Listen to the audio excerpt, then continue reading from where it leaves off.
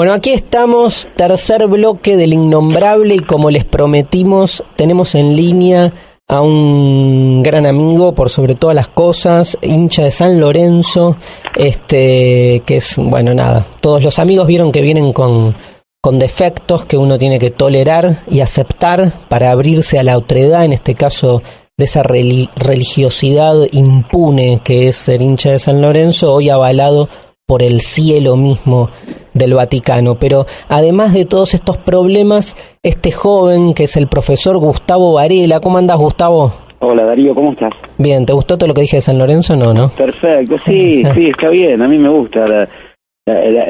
Vos sabés que tengo una parte del corazón estudiante.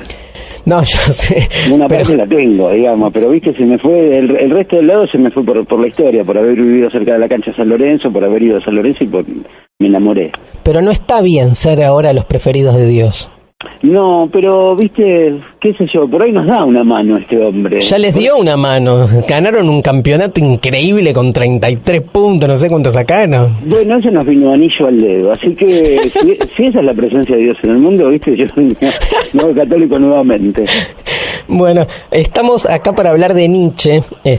Sabemos que es uno de los autores que vos más has trabajado. Tenés 2 libros sobre Nietzsche, ¿no? Sí, en realidad uno, que después se reeditó con algunos agregados y eso, pero es un solo libro que yo lo había llamado Nietzsche y la música. Cierto. Y después salió de diferentes modos con otros títulos y eso, pero Nietzsche y la música, porque yo encontraba ahí en Nietzsche una situación en su relación con la música que yo lo llevé a que inunde todo su pensamiento filosófico.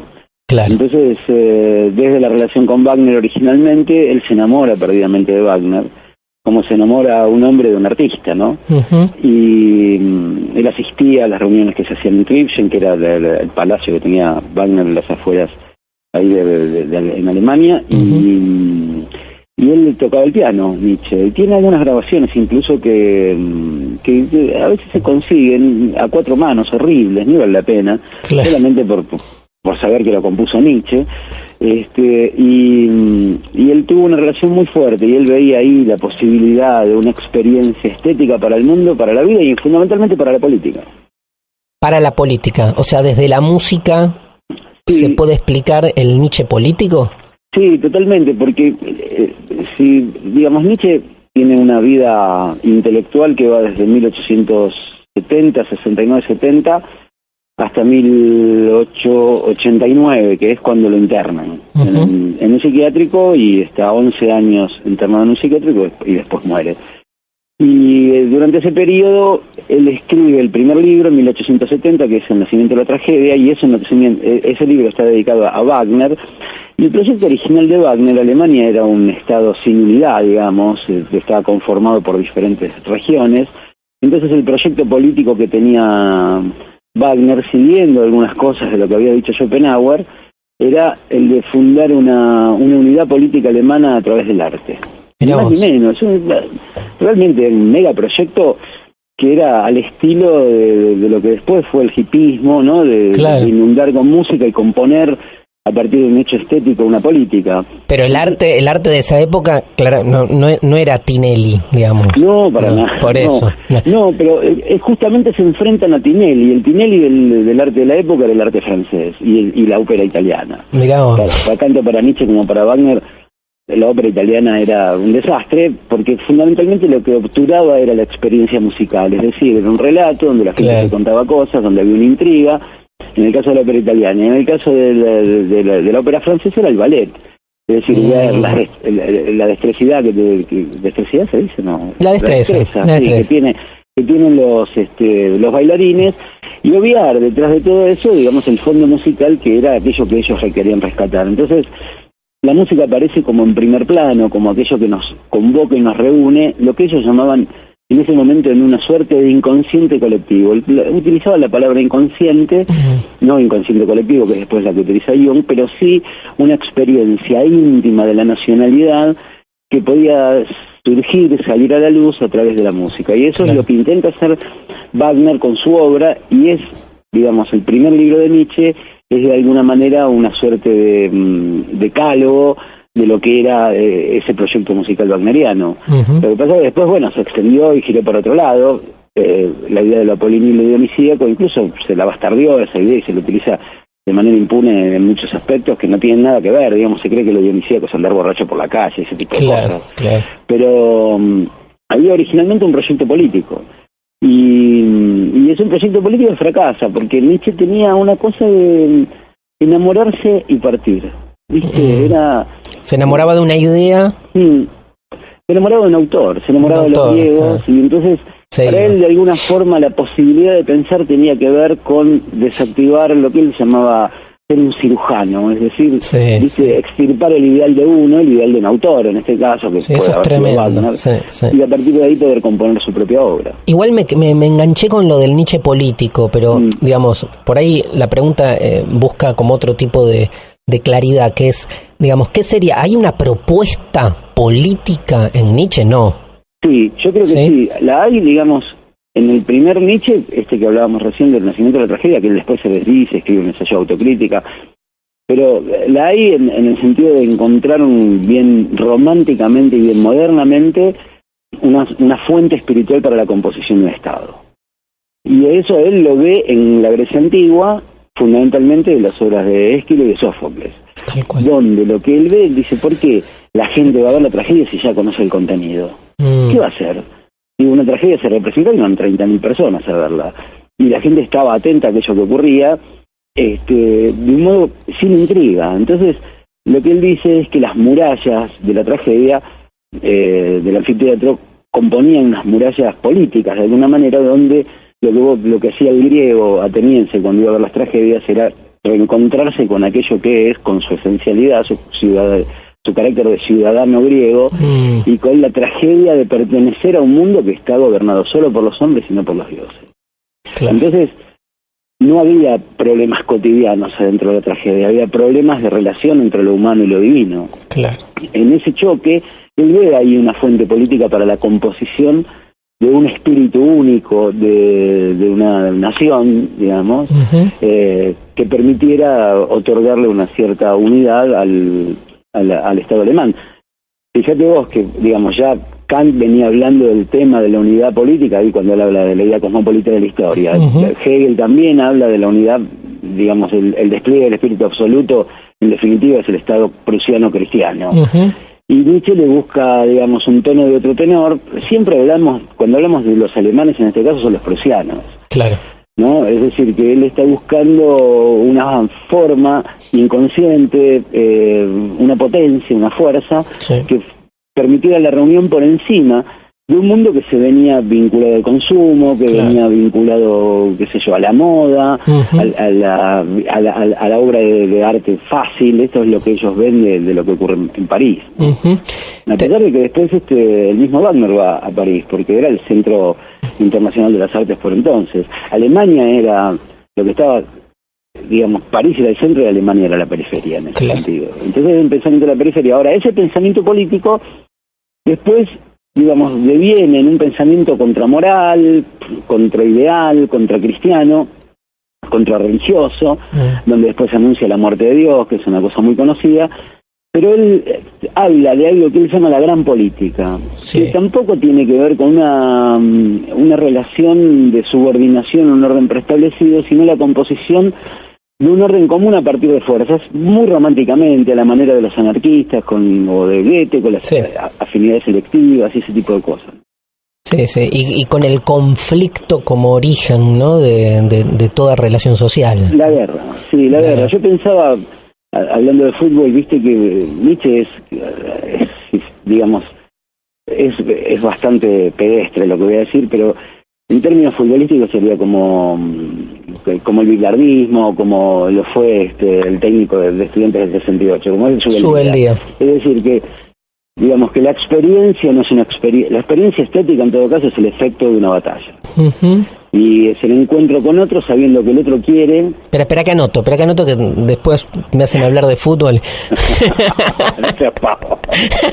No, pero viste, pero es cierto. Fundamentalmente, ¿sabes qué? Que no hay otro mundo sino el que estás viviendo. Obvio. Y que el mundo que vivimos... Eso para mí es la gran cosa de Nietzsche, sí. Totalmente, y un mundo, digo, donde el conflicto incluso es un conflicto de uno contra uno mismo, porque uno nunca es uno, ¿no? Digamos, eso también está muy presente. En Nietzsche yo creo que es el principal conflicto. Digamos, si vos seguís el recorrido de su obra, él va escribiendo todos sus desenamoramientos, para decirlo de alguna manera, es decir, todos aquellos lugares donde él creyó, como yo utilizo una metáfora que te escuché una vuelta en la presentación de uno de los libros de Darío, que es estar sentado en un puff o estar sentado en una silla. Y viste, él justamente lo que quiere evitar todo el tiempo es estar en un puff, es decir, él se desprende del utilitarismo inglés, se desprende de las ideas religiosas. El padre lo había criado a Nietzsche con la idea de que iba a ser una especie de mesías. Incluso el padre, cuando nació Nietzsche, no sé qué tenía que ver la fecha y algo vinculado a la numerología o algo de esto, el tipo salió corriendo en un día lluvioso y vio relámpagos en el cielo y le parecía que era un signo de la divinidad. Por suerte el padre se murió a los 8 años, no sé para el padre, pero sí para los que estudiamos la obra de Nietzsche, porque pudo lograr salir de semejante engendro, pero escuchame una cosa, igualmente hay algo de teólogo en Nietzsche, ¿viste? Obvio. Tremendo. Nietzsche, mira, a mí me dicen Nietzsche es ateo. Yo digo, ¿Nietzsche ateo? No lo leíste. Es ateo para que no lo leyó. Sí, claro. Totalmente. Nietzsche es un tipo, yo creo que es politeísta. Claro. Y que los dioses, digamos, él piensa en Dionisos como un dios que baila, piensa en Apolo como una necesidad imposible de ser devastada, es decir, viste, aquella fuerza que somos para poder producir una obra no puede sino ser en una obra. Sí. Entonces, y la obra es lo apolíneo, es la forma, es el vínculo con los otros. Nietzsche va a ser la voluntad de dominio en el otro, ¿no? Pero pero es esa relación de fuerza. Entonces, todo el tiempo están circulando los dioses, e incluso el Zaratustra, que también es un libro tan complejo y tan difícil, porque tiene, si vos lees en general los títulos, que son canciones, dice él, están derivados de la Biblia. Es decir, él tiene todo un asunto, ¿viste? De discutir con la religión, de enfrentarse a la religión. Lo que más me parece a mí le molesta de la religión es suponer que aquello que una religión produce como un saber, como una forma, como una imagen, suponer que eso es una verdad que debe extenderse a todo. Claro. Él dice, cuando habla del cristianismo, su objeto de lucha en un momento es el cristianismo, entonces él dice, Jesús era un tonto, como un idiota, ¿no? Como el de Dostoyevsky. Claro. Y el problema fue San Pablo, que hizo de aquel gesto estético, porque en última instancia es un gesto estético, el de la religión, un principio de verdad que significa docilizar, bueno, viste, volver ser un pastor de almas pobres, ¿no? Eso me parece que es San Pablo. Por eso hay una experiencia de la religión y hay una experiencia en general de la vida en Nietzsche que tiene que ver con una experiencia estética, lo cual no quiere decir que es una experiencia artística tonta, quiere decir que es una composición de una forma en un determinado momento con la conciencia de que esa forma perece, ¿no? Te hago, se me está yendo el tiempo, una pena, pero te quiero hacer una pregunta. Acá, viste, googleando boludeces, que es una de las actividades más importantes de este nuevo siglo, ¿no? Googleando boludeces, me encontré con una estadística que dice que Nietzsche es el autor, en el ranking de países que más leen a Nietzsche, viene Italia primero, Alemania segundo y tercero Argentina. Quiero escuchar tus comentarios como buen conocedor de la historia política argentina. Bueno, Nietzsche se tradujo muy rápidamente en la Argentina. Es decir, yo creo que las primeras traducciones de Nietzsche se hicieron en la Argentina, al español. Y bueno, está citado por José Ingenieros, está citado por Ramos Mejía.